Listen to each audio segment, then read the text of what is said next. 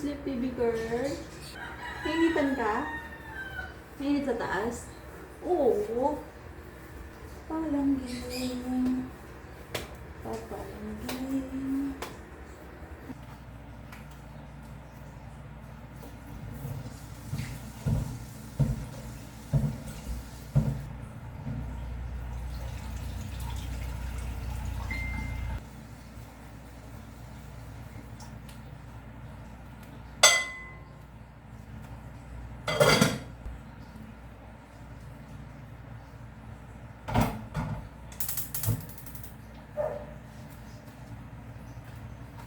Inorganize na ni Yana Bells ang kanyang mga ipit ng buhok, guys. Ito yung mga nabili ko sa DIY. Nang tuko ko, puso na sila na ako kakasip.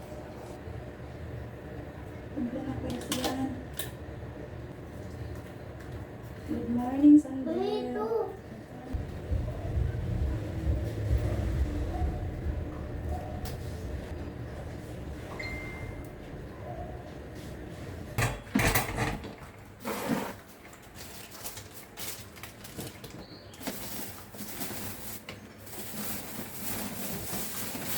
Mamaya po. Ulang wala.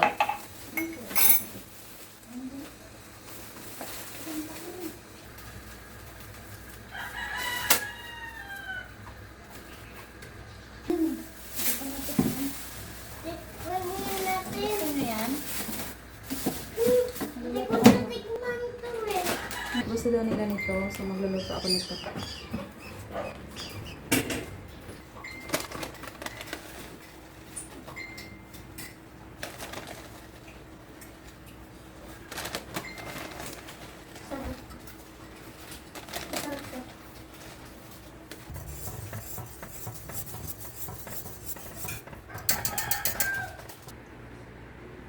Dapat may hangin.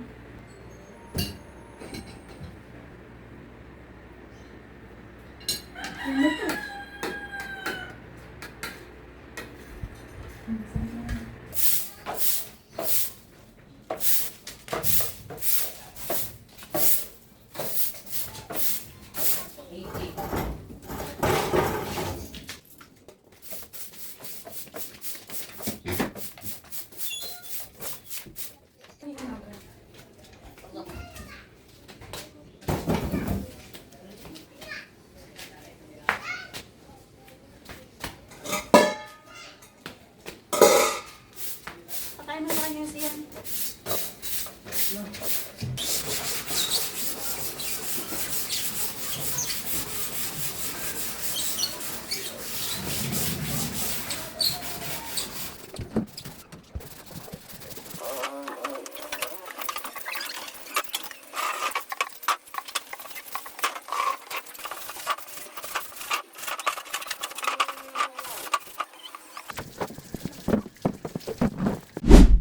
Ulam namin.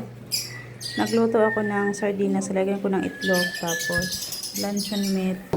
Kain tayo, guys.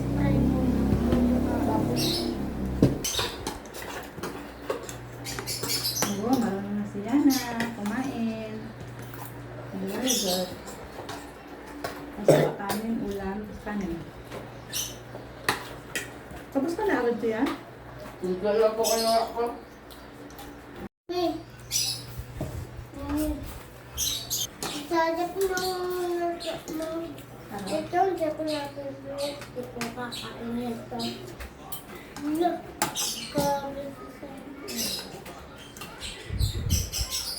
Kaunahan ka rin, Sander. Kuntuin ako lang. Ikaw kami ng Sander. Gusto mo. Sino una may ano? Ice cream. Mami. Sino na una may ice cream?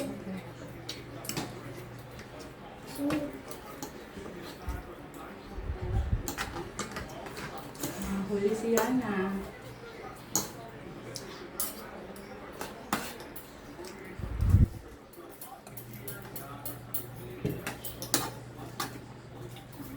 Tagal yung Sander.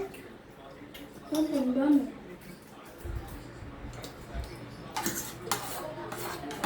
Ako mas mabilis.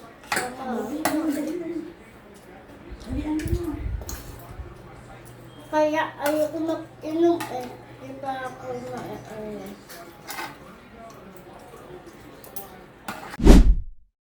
Nga pala, i-update ko kayo sa bahay. Yung kukuning bahay ng kapatid ko.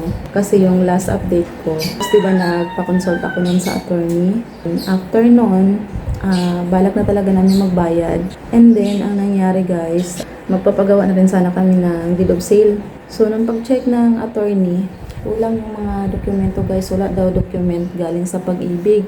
Tulad na lang ng copy ng titulo, tapos yung authority to move in, tapos wala rin deed of sale galing doon sa first owner at saka nung sumalo. As in, wala talaga silang legal na document na napanghawakan nung sumalo. Sila lang yung gumagawa-gawa ng kasunduan nila guys. So wala talaga silang proper na hindi nakanotary yung sulat kamay na yun. Kasi nagbayad lang sila, ganun. Wala silang legal na dokumento na napahawakan. So, buti na lang talaga mabait sa seller. Di ba? Kasi yung iba pa yun, pwede mabawi yung bahay sa sumalo kasi wala nga silang napanghawakan na legal document. So, ang nangyari, ayun na nga, hindi namin nabayaran kasi nga walang mga dokumento, kulang-kulang. Ang meron lang yung SOA. So, ayun, sabi ko, bago kami magbayad, kukumpletuhin muna nila yung mga legal document from pag-ibig. So, ayun guys, hindi pa namin nakuha yung bahay kasi wala mga papel. Waiting pa kami na makumpleto yung mga dokumento. Saka na namin sasaluin yung bahay. So, yun yung update guys sa bahay. And, i-update ko pa rin kayo sa susunod kapag natuloy yung pagsalo namin sa bahay. Kasi hanggat hindi nila ma-provide yung mga hinihingi naming document, hindi kami magbabayad. And ipoprovide naman daw nila, asikasuhin nila yung mga papel lahat. So, waiting na lang kami and anytime naman kapag okay na ay pwede na kami magbayad. And yun lang guys, ang update. And makapanood naman rin to ng kapatid ko kasi lagi siya nanood ng vlog ko. Kahit pa paano, ma-update rin po yung kapatid ko. So, that's it! Nagising ako kasi si Ate Saysay naghuhugas ng pinggan. Ang ingay ni Ate Saysay. Ayan. Ang bilis ng oras, no? Parang kailan lang, ano lang yung tanghali lang yan. Ngayon, mag-aalas 5 na pala. Ayan, dyan ako nakahiga, guys. Pasok yung hangin, so medyo malamig dyan banda. Hindi pa ako nakaligo. Naliligo muna ako. Naligo na ba kayo? Nakaligo na kayo? Ako na lang pala hindi nakaligo. What? Maglalagay ako ng toner. Toner from Dermo Republic. Yung ginagamit ko pala is 7%. Yan siya.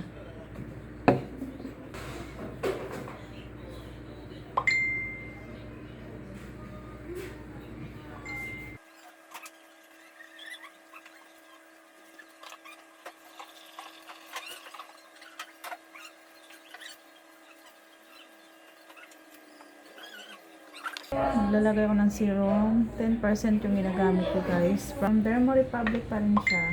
Yan. Serum at saka toner lang po yung ginagamit ko sa mukha. Tapos sunscreen, yan lang po. Kapag marami kasi ina-apply sa mukha, tapos lalo na pag hindi ka hiyang, may tendency na magkakaroon ka ng pimple dahil hindi ka hiyang sa ginagamit mong product. Pahiyangan lang din kasi yan. Yung iba hindi hiyang sa Dermo Republic, yung iba naman hiyang. May nag-comment, nagtatanong siya kung ano daw ginagamit kong sunblock. Ito pala yung ginagamit ko guys. Ayan. Elevation, aloe vera, tinted sunblock. 3-in-1 na siya guys. SPF 15. So, ayan guys. Naglalakad-lakad ako nun sa SM, tapos hinila ako nung bakla.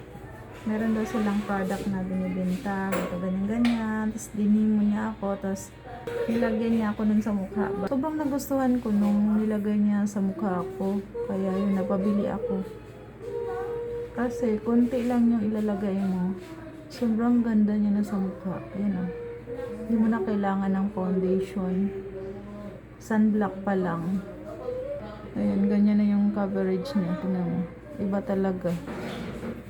So, tignan niyo naman. Oh, Parang natural lang siya, no? Binalikan ko yung bakla dun sa SM. Wala na yung pwesto nila doon. Hindi ko alam kung saan sila lumipat. Hindi ko lang kasi sure kung mayroon ba nito sa Watson. Sobrang mahal kasi. Nagustuhan ko lang kasi yung product nila. Humiyang siya sa akin. Ayan guys.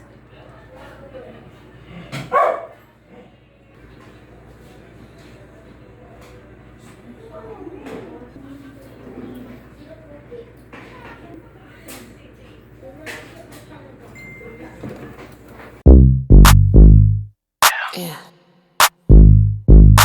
All I ever wanted was $10 million cash quick.